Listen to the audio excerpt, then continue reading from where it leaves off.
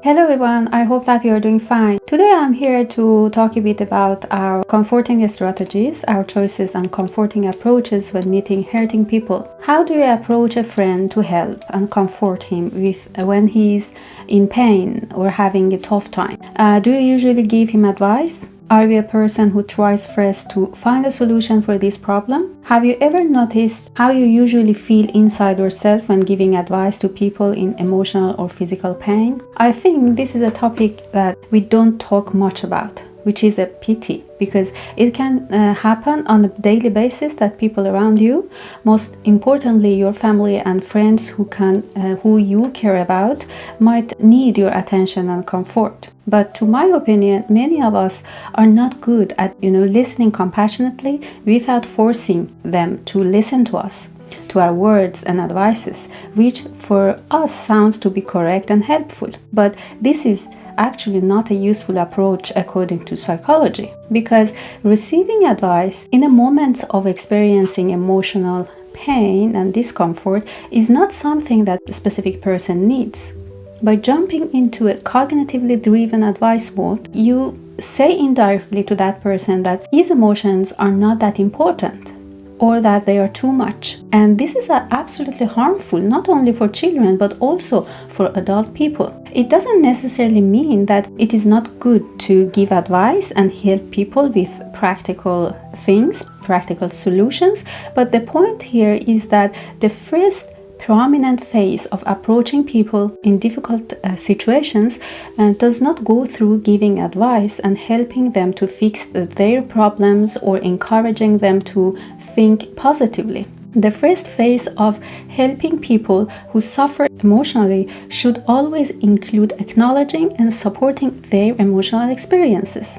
And this is a very crucial step which unfortunately get ignored so often. And this makes me wonder if this is about us, something happening in our inner world which get activated in meeting those who need our comforting presence. I think that many of us are very good in offering and also facilitating management of tough situations, and also in helping and supporting people after they come out of that situation, if it is kind of temporary crisis. But as mentioned, since it is most possibly overwhelming or very emotionally unpleasant for most of the people to sit with these emotions and receive uncomfortable feelings, they prefer detaching themselves from that interpersonal space which is filled by unpleasant emotions, by proceeding to give logical advices and being rational. That is why advice giving is an avoidance strategy by which you feel more comfortable and not necessarily the other person who is feeling comfortable. Advice serves you and not the person in pain. Why?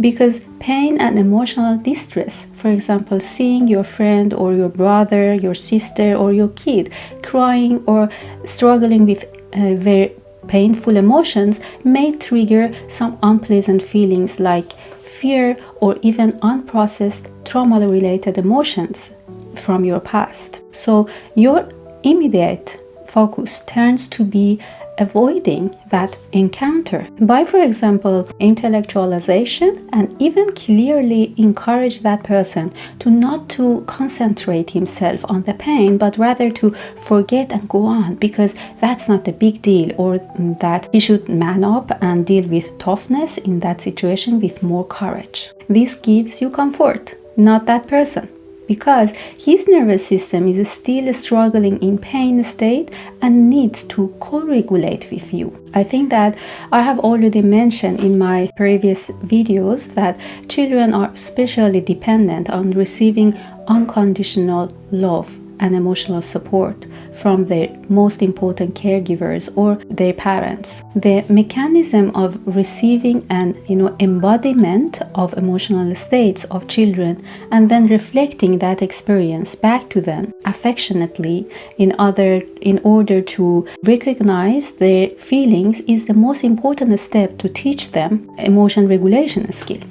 And this is about co-regulating and helping their nervous system to readjust itself and come into a calm state again. So imagine your kid comes to you and says that she's scared going to the room alone because it's dark there. If your immediate response is like, oh no, there is no reason to be afraid of darkness, nothing will happen, you cannot be scared, it's just ridiculous. The thing that you are doing here is to minimize her emotions instead of seeing and helping her to feel seen and understood. So after this recognition of her feelings, you can, for example, check out the room together with her and help her to understand that there is nothing scary here and she's safe, right?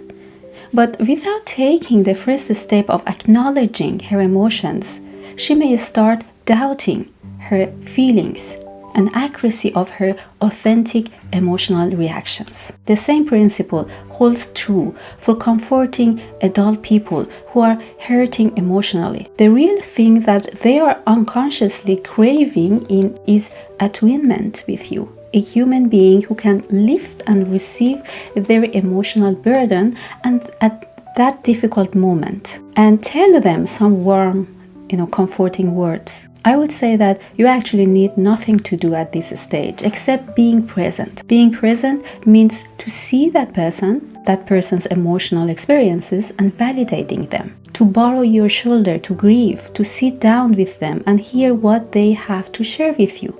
To literally be present with them. So this presence helps them to release, to breathe better, to ground themselves quicker and to feel safe. This can take a little time, but you should be able to be patient.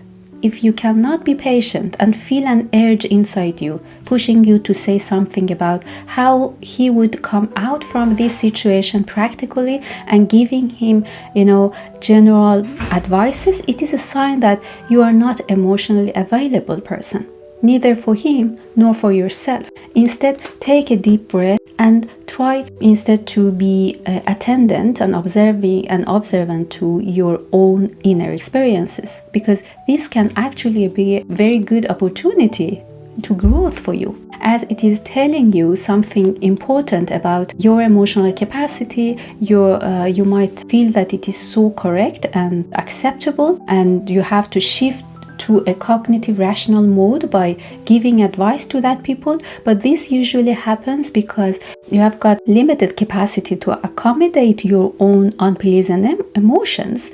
And that is why one of the key skills for therapists and psychologists is to practicing emotional availability and being empathetic and present for their clients. So again, validation of emotional discomfort depends on the extent to which you are mature emotionally. And this is actually a skill that all of us need to have, and it does not necessarily mean that you have to be a very skilled therapist to be able to practice emotional validation. I remember that my clients who lost their beloved son in an accident were very disappointed on their friends and family members who did not very much into recognizing their grief, but according to them they were more keen to help them by giving them advices like, it will get less distressing and painful through time, and you need to start forgetting your loss and coming back to real life soon.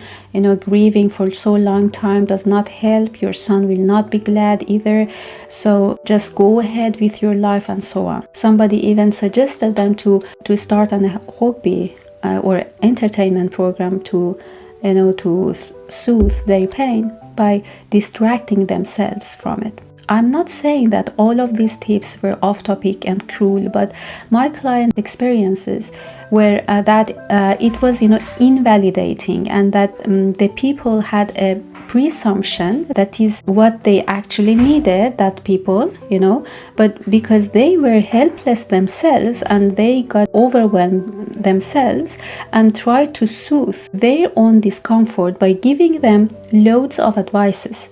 This made my clients disappointed that almost nobody in their friends' networks gave them emotional care and affectionate validating comfort. This created also feelings of, anger, bitterness, and extreme loneliness for this couple, unfortunately, as they suddenly felt that there was apparently no one who could really understand how huge and overwhelming their pain was. So these emotional reactions came, of course, at a later stage of their grief, because at the first days and month they were somewhat numb and in denial, but after a while they found themselves in warmless, and invalidating company of many friends, unfortunately. So this became actually a new layer of grief and anger for them, and generated a heavy feeling of being marginalized and lonely afterwards. They did not want a solution,